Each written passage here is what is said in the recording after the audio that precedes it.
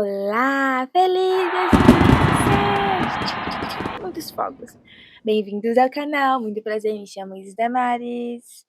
Bom, gente, para começar o ano assim com o pé direito, eu selecionei todos os meus materiais que eu tenho aqui, minha vida artística ao longo desses 4 anos. Coloquei o nome deles de cada um e vou sortear, ok? Vou sortear 2 materiais e do que sair a gente vai fazer o desenho. Tcharam, saiu giz pastel seco e marcadores. O ano já começou desafiador, por quê? Basicamente, eu quase nunca uso giz pastel seco. E os marcadores meus, eu comprei em dezembro de 2023. Não, 2024. Então, ele tem um ano.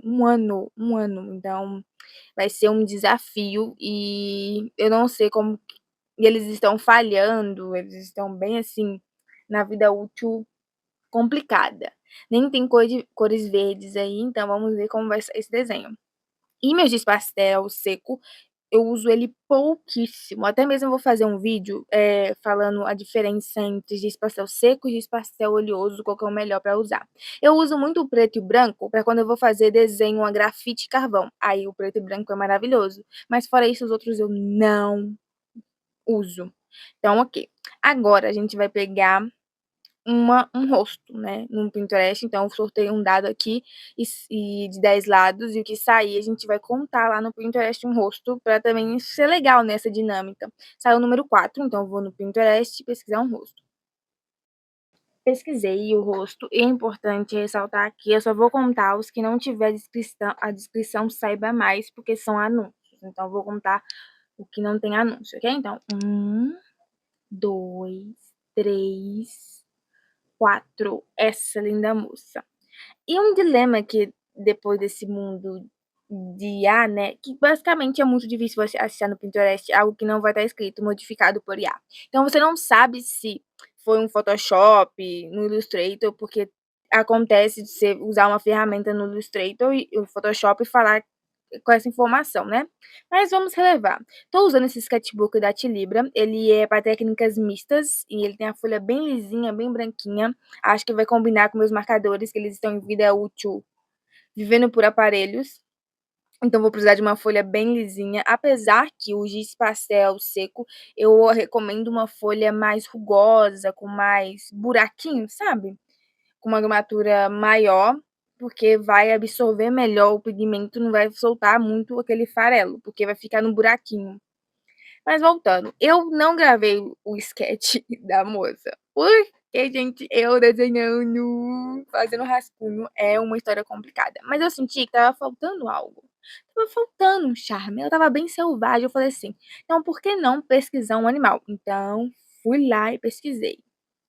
Vou usar o mesmo sistema de sorteio, as mesmas regras, que é o número 6, então eu vou contar os animais até chegar no número 6, sem contar com os anúncios. Eu gostei muito das imagens que saiu dos animais. Eu basicamente adoro desenhar animal e saiu essa linda arara, né? É um trava-língua. Então eu fiquei muito empolgada para desenhar. Tanto que eu vou mostrar para vocês meu processo de rascunho, que é um processo desastroso. Começa tudo dando errado, mas uma hora vai dar certo, a gente espera. Então vamos lá. Uma musiquinha.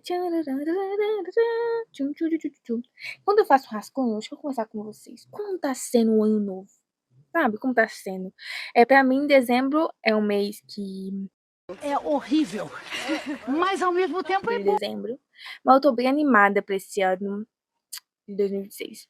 Ou, pra vocês terem ideia, 2025 foi um ano de novidades. Eu nunca tinha viajado pra fora do país. Viajei a primeira vez.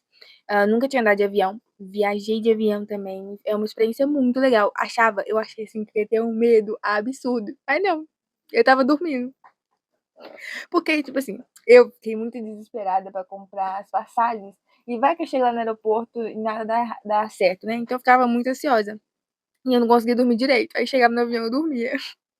Mas isso é bom, sem nenhum medo. Uma coisa eu posso tirar da minha lista de medos. Não tenho medo de avião. Ah!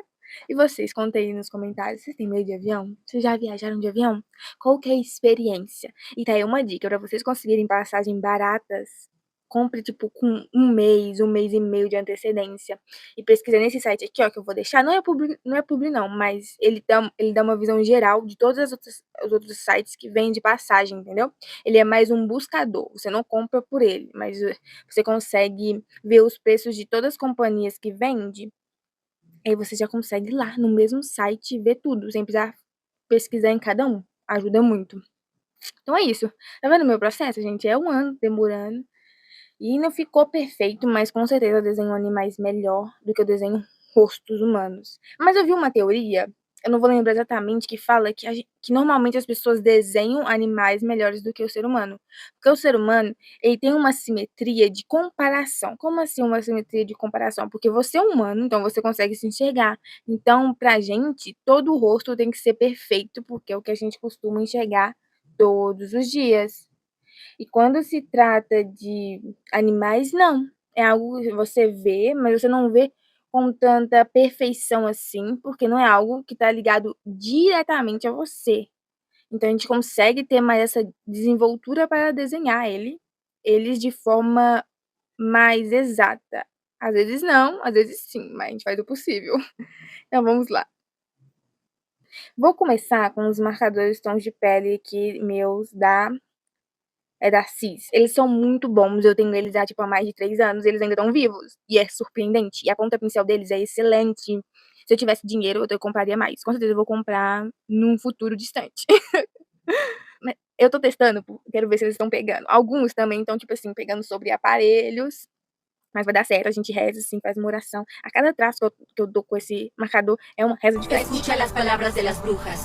E o processo segue sendo o mesmo, você vai passando o marcador de forma rápida, em um movimento contínuo, para ele não marcar. Mas quando o marcador já tá na vida útil dele, gente, me desculpa, é um milagre ele não marcar, tá bom? Eu ainda não consigo fazer esse milagre com as minhas rezas, mas eu acho que funcionou bem. Eu coloquei na ponta chanfrada dele e fui, assim, forçando ele no máximo para ver se ele entrega vida, para ver se ele entrega algum pigmento.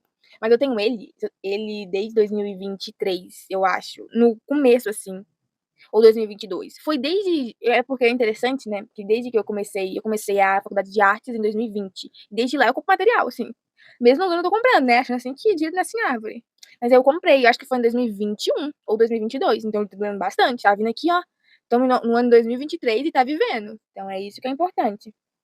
E o processo de pintar com marcador tem que ser rápida. Você tem que ser rápido pra pintar com marcador. Então você escolhe uma cor base, passa por cima, e a forma que você vai mesclando você pega um tom claro, um tom médio e um tom escuro. Então primeiro você passa o tom claro, logo em seguida o tom médio para fazer a base da sombra e depois a sombra, e você vai mesclando. Então você passou um tom claro, vai passar um contraste com um tom médio, para não ficar a marca, passa o tom claro nessa repartição que você passou, e tem que ser rápido assim, ó. Eu recomendo deixar os marcadores assim, ó, nas mãos, igual eu tô mostrando aqui, já abertos, porque você tá passando um, você passa o outro, para não ter tantas essas marcas de quando você vai passar da sombra, né, essas demarcações. A câmera falhou ali no momento. Então é isso, tá vendo? Eu passei o tom mais escuro para fazer a sombra, eu tô vindo com um tom médio, com um tom claro, para eu mesclar bastante essas sombras, para não ficar tão marcado. Mas é um marcador, o próprio nome já diz, marcador vem de marcado. Então vai ficar marcado. Mas tá ficando legal, né? Pela referência, a pele dela não é tão alaranjada assim, só que eu usei o que estava à minha disposição, que são esses marcadores. O outro é muito escuro e tá acabando, então eu não ia conseguir pintar a pele dela toda, mas eu acho que deu um super tchan. Tô começando também a fazer os cabelos.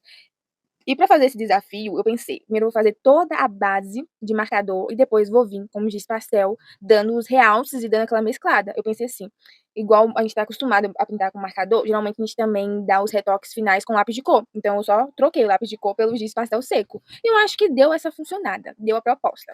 E para essa arara, foi um momento complicado da minha vida, porque eu não tinha marcadores verdes. E a arara que eu peguei é verde. Eu não tinha. Então eu fiquei pensando em alguma solução para resolver esse problema, porque, como eu falei, meus marcadores estavam assim na vida útil, respirando por aparelhos. Então eu falei assim: vou misturar o amarelo com o azul, que dá verde, não é? Obviamente. Porque é bom saber o círculo cromático das cores. Um dia eu vou fazer um vídeo sobre isso. Então eu fui, seguindo o instinto assim, ó. Feroz. O ano começou assim, ó, alta, radical. Eu só vi passar esse nome aqui em minha cabeça. E fui pintando. Não tem muito segredo pra pintar com marcador. Você tem que ir treinando. Tudo nessa vida é treinar. Se eu te falar assim, se você me perguntar assim, tem uma maneira mágica do primeiro momento que você fazer algo, você fazer bem? Eu não vou saber essa resposta, porque eu tô aqui há 2 anos pintando com marcador e ainda não faço tão bem assim. Então é treino, treino após treino. Por isso que para artistas que faz uma pintura mista, com técnicas mistas, ele não fica só em uma técnica, é muito difícil ele ser perfeito em todas essas técnicas. Porque para você saber fazer algo muito, muito bem feito, você precisa de consistência. E para ter essa consistência, você tem que fazer aquela prática repetidas vezes, várias vezes durante o seu ano. E quando você pinta com vários tipos de técnica, desde lápis para aquarela, para tinta acrílica, para tinta óleo, você vai fazer várias pinturas ao longo do seu ano, mas com diferentes materiais. Então você não vai pegar tanta experiência com determinados materiais, porque você não pinta só com ele. Então é bem mais fácil.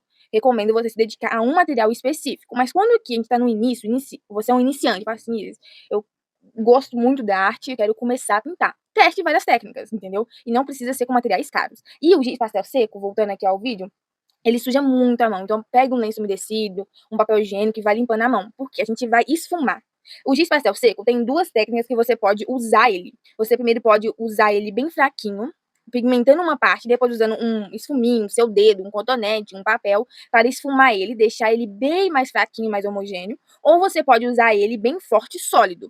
E depois só dar uma varridinha ou uma soprada para tirar o pozinho que ficava. Tá vendo que ele vai ficar mais sólido, mais compacto? Essa também é uma técnica incrível. Eu basicamente gosto de usar as 2. Eu gosto de usar essa forma mais sólida, assim, dele puro, para fazer as partes do tom da pele completa. Por exemplo, a pele tem várias nuances de cores, né? Mas tem uma que você percebe mais, né? Que é, vamos supor assim, a cor básica, a cor base. Então eu gosto de usar essa técnica para essas cores base, que tem em todo o desenho.